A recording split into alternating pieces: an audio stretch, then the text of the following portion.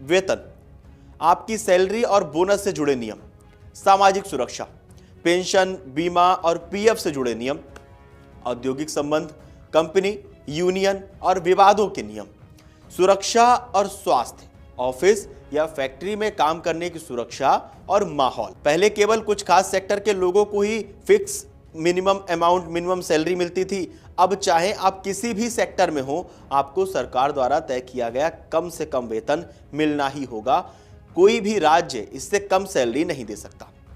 Gig workers को पहली बार सुरक्षा, जो लोग स्विगी, जोमेटो, ऊबर या फ्रीलांसिंग का काम करते हैं, उन्हें अब तक कानूनी सुरक्षा नहीं मिलती थी। नए कानून के तहत उन्हें भी पेंशन, बीमा और पीएफ जैसी सुविधाएं इस दायरे में मिलेंगी। इस दायरे में उन्हें लाया गया है। अपॉइंटमेंट लेटर अनिवार्य कर दिया गया है। अब किसी भी कर्मचारी को बिना लिखित कागजात के नौकरी पर नहीं रखा जा सकता। ज्वाइन करते वक्त आपको एक अपॉइंटमेंट लेटर मिलना जरूरी है, जिसमें आपकी सैलरी और काम की शर्तें साफ लिखी हों। 1 साल में ही ग्रेजुटी, अगर आप फिक्स टर्म कॉन्ट्रैक्ट पर काम कर रहे हैं तो।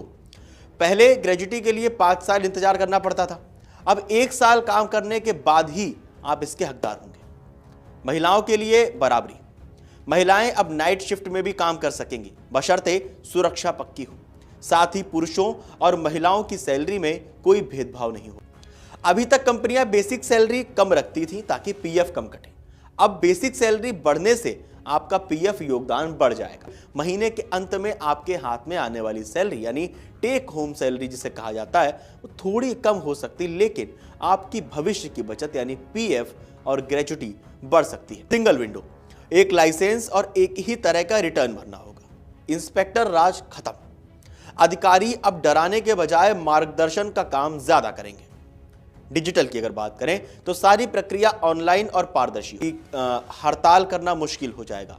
अब हड़ताल पर जाने से पहले आपको बता दें कि 60 दिन का नोटिस देना जरूरी होगा, जिससे विरोध करना कठिन हो जाएगा।